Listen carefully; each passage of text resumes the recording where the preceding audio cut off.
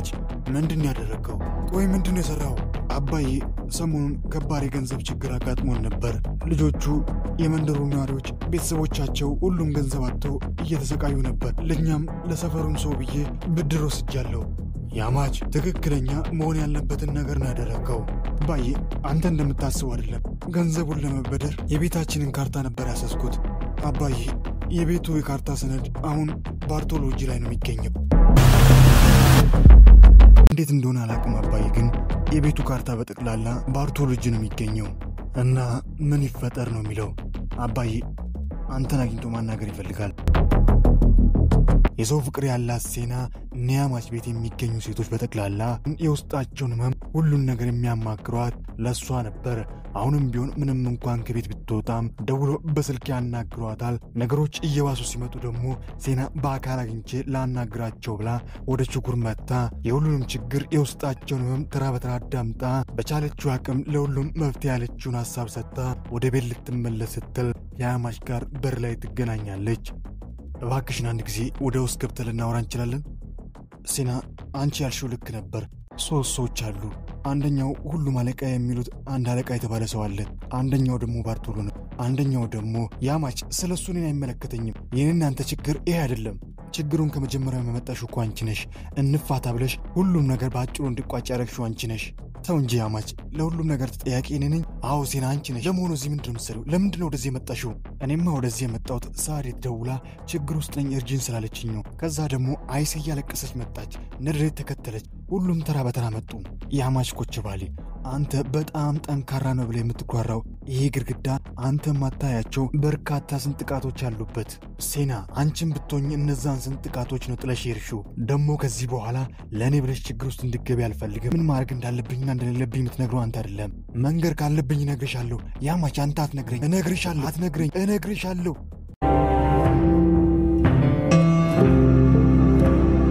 ያማች በቃ ተወኝ፣ ልሂድበት። ተወኝ። ደግሞ ራስን ጠብቅ። አንቺ ነሽ ራስሽን መጠበቅ ያለብሽ። ራስሽን ጠብቂ። በመጨረሻም እንድሪስ ኮችባሪ መጣ። እንኳን ደህና መጣ አቶ እንድሪስ፣ ተቀመጥ። እሺ ባርቶሎ፣ ከኔ ጋር አንድ ጠረጴዛ ላይ ለመቀመጥ ብዙ ታግላል። ቆይ ለምንድን ነው ወደዚህ ያስጠራኝ? ምንድን ነው የምትፈልገው? አቶ እንድሪስ፣ እነዚህን የቤት ካርታዎችን አያቸው? እዚህ ድረስ ያስጠራው ልመልስልህ ስለፈለግኩ ነው። ከእነዚህ ውስጥ ግን የአንደኛውን ቤት ካርታ ፈልገዋለሁ። እነዚህን ካርታዎች ደግሞ ለአንተ እንድሰጠህ ከፈለግ አንድ ነገር ታረጋለህ። ባርቶሎ፣ ጊዜን አትግደልብኝ። ምንድን ነው የምትፈልገው? ቀላል ነገር ነው አቶ እንድሪስ፣ በጣም ቀላል ነገር ነው። ተረት እንድትነግርልኝ ይፈልጋለሁ። ባርቶሎ፣ ለጨዋታውን የጠራኸኝ? አባቴ በልጅነቴ ተረት አንብቦልኝ አያውቅም። ለዛ ነው። አንድ ተረት ንገረኝና እነዚህን ካርታዎችን ትወስዳለህ። ባርቶሎ፣ ባለዕዳዬ እንደሆንክ እንዳረሳ፣ ልጄን በግፍ እንደገደልክ ያንን መርሳት የለብህም። ካርታዎቹን አሁን ወስጃለሁ።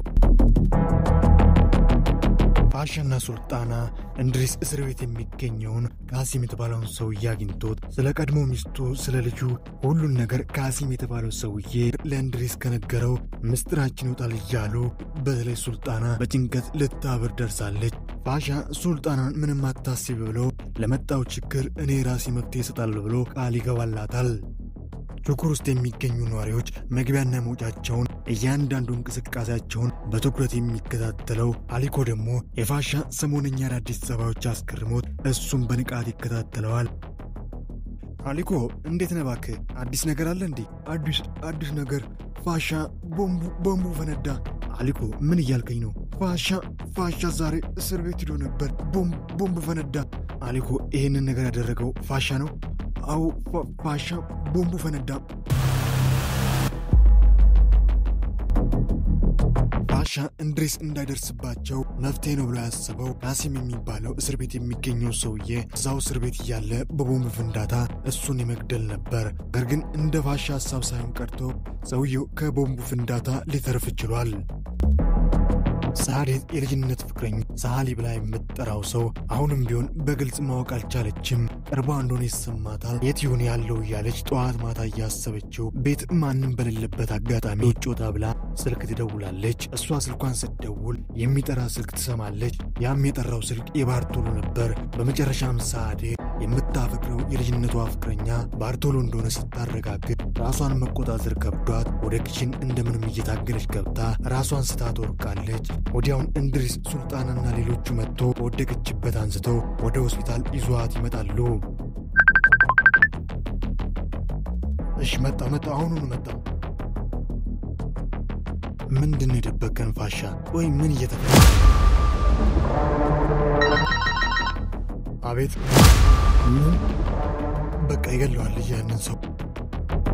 ባርቶሎም የእናቴን ግዳይ በቀለዋለሁ ብሎ የሚጠባበቀው እስር ቤት ውስጥ ከቦምብ ፍንዳታ ተርፎ ወደ ሆስፒታል እየሄደ እንዳለ መረጃ ያገኛል። ወዲያውን ሜዴትና ሴላሱን ይዞ መኪናቸውን እያበረሩ ሰውየው ይመጣል ወደ ተባለበት ሆስፒታል ማምራት ጀምራሉ። ቶሎ በል ልጄ፣ ቶሎ በል ንዳው። አምላኬ እባክህ ልጄ ያንን ሰውዬ እንዳይገለው። ሴላሱ መኪናውን ንዳው፣ በእግረኛ መንገድም ቢሆን ሄድ፣ መኪናውን ንዳው ቶሎ በል። ያማች አሁን እቸኩላለሁ። ማውራት ያለብንን ነገር በኋላ እናወራለን። ፋሻ ወዴት እየሄድክ ነው? የምትሄድበትን ቦታ ንገረኝ። ያማች እባክን አሁን መጨረስ ያለብኝ አንድ አስቸኳይ ጉዳይ አለብኝ። እባክን ከመንገድ ዞር በልልኝ። ወዴት እንደምትሄድ ካልነገርከኝ ዞር አልልም። ወዴት ነው? ማን ጋር ነው የምትሄደው? ያማች አንተን የሚመለከት ጉዳይ አይደል፣ የግል ጉዳይ ነው። ያማች ዞር በልልኝ። እዛ እስር ቤት ውስጥ ያለው ማን ነው? ለምንድን ነው ፋሻ ልትገለው የፈለግከው? በጣም ጥሩ ያማች፣ እየተከታተልከኝ ነበር ማለት ነው። ግን ደግሞ ምንም አታስብ፣ አንተን የሚመለከት ጉዳይ አይደለም። እኔ ደግሞ ሁሉን ነገር እንድትነግረኝ እፈልጋለሁ። ማን ያ ሰው? ለምንድን ነው ልትገለው የፈለግከው? ያማች አንተን የሚመለከት ነገር አይደለም። ዞር በልልኝ፣ ዞር በል። መቲ እንኳን ደህና መጣ። ናግባ። ወንድሜ ፋሻ ምን እያረክ ነው? እባክን ያማች ከመንገድ ዞር በል እባክን። ይቅር በለኝ ፋሻ፣ አልችልም። ሁሉን ነገር ካልነገርከኝ የትም መሄድ አልችልም። ሁሉን ነገር እንድትነግረኝ እፈልጋለሁ። ሴላሱም ሜዴት አሁን በደንብ አዳምጡኝ። በ5 ደቂቃ ውስጥ አንድ የተጎዳ ሰው የያዘ አምቡላንስ ወደዚህ ይመጣል። አምቡላንሱ በታጠቁ ሰዎች ተከቦ ነው የሚመጣው። ልክ የአምቡላንሱ በር እንደተከፈተ እናንተ ተኩስ ትፈጥራላችሁ። እኔ ደግሞ በሌላ በኩል ሰውየውን ቀስ ብዬ ገለዋለሁ። እዛ አምቡላንስ ውስጥ ያለውን ሰውዬ ካልገደልን ከዚህ የትም አንሄድም።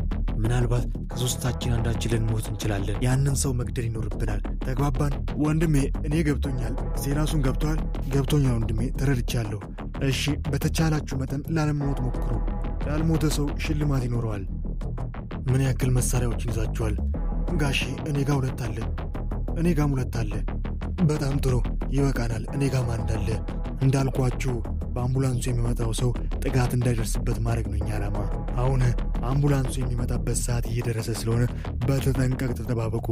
ባርቶሎ የእናቴን ግዳይ የገደለውን ሰውዬ ገድዬ በቀለዋለሁ ብሎ ሰውየውን መምጫ የተጠባበቀ፣ በሌላ በኩል ደግሞ እንድሪስ ባርቶሎ ሰውየውን ገሎ እስር ቤት እንዳይገባ የሰውየውን ሕይወት ለመታደግ በአንድ በኩል ሁለቱም ሳይተያዩ የሰውየውን መምጫ ይጠባበቃሉ። ብዙም ሳይቆይ በፖሊስ የታጀበ አንድ አምቡላንስ ወደ ሆስፒታሉ ይደርሳል።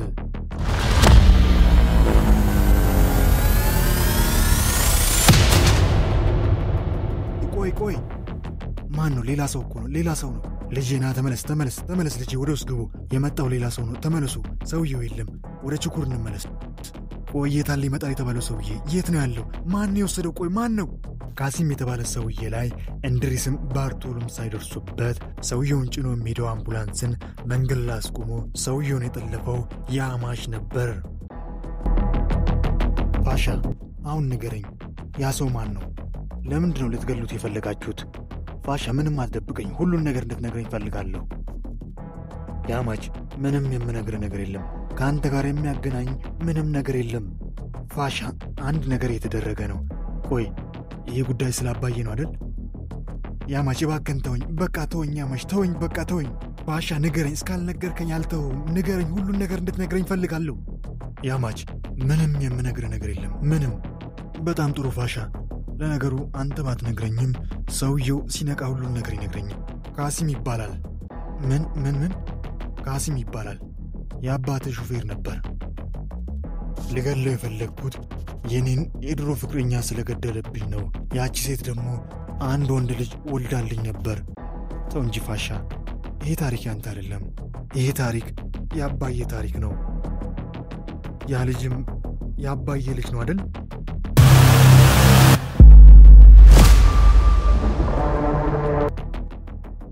ሳዴት ቆይ ምን ሆነሽ ነው እንደዛ ያምሽው? ምንድነው የተፈጠረው? ሴና ዛሬ ሁሉን ነገር አወቅኩኝ።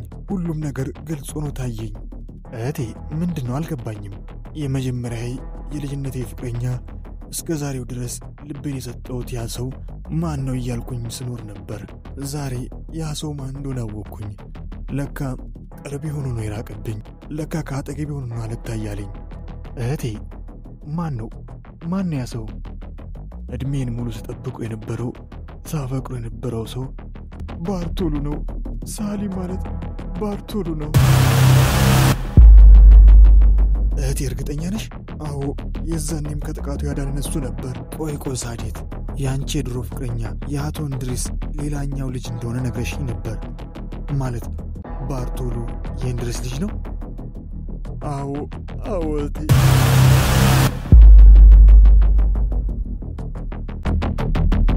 ዶክተር ሰውየው እንዴት ነው አሁን ላይ? ራሱን ከሳተበት ነቅቷል። ነገር ግን ያማጭ ሰውየው በጣም ብዙ ደም ነው የፈሰሰው። እረፍት ያስፈልገዋል። ብዙ አታውራው። እሺ ዶክተር፣ የሚያስፈልገውን ሁሉ እናደርጋለን። አመሰግናለሁ። ከማል ብቻችንን ተወን። እሺ ወንድሜ። አንተ ደግሞ ማነህ?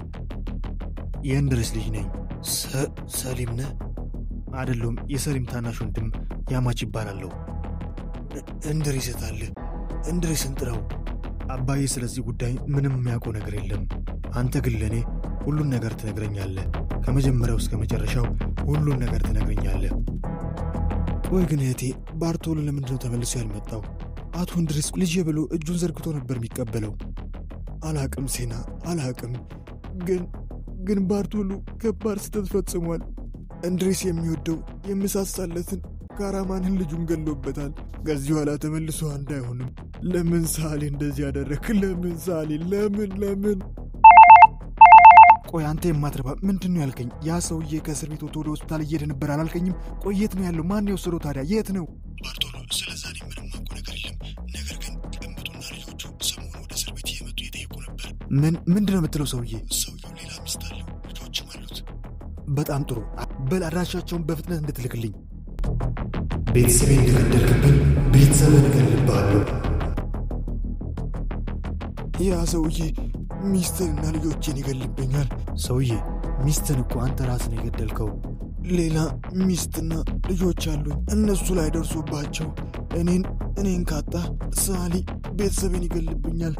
ልጅንና ሚስቴን ይገልብኛል ሳሊ። ቆይ ማን ነው የሰው? ሳሊ የምትለው ማን ነው? እሱ ልጅ ነው። የማን ልጅ? የአንተ የአባት ልጅ ሳሊ ነው ስሙ።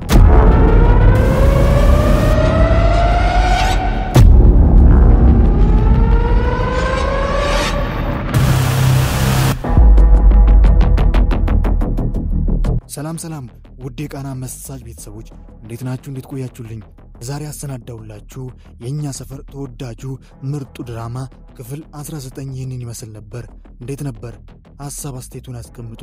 በቀጣይ ክፍል ምን ይከሰት ይሆን? ሁሉንም አብረን የምንመለከት ይሆናል።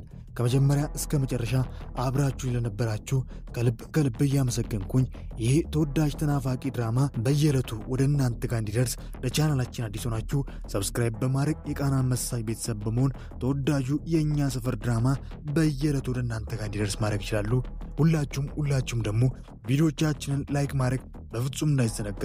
ቪዲዮቻችንን ላይክ ባረጋችሁ ቁጥር የምንለቃቸው ቪዲዮች በጠቅላላ ቀደም ብሎ ወደ እናንተ ጋር ይደርሳሉ።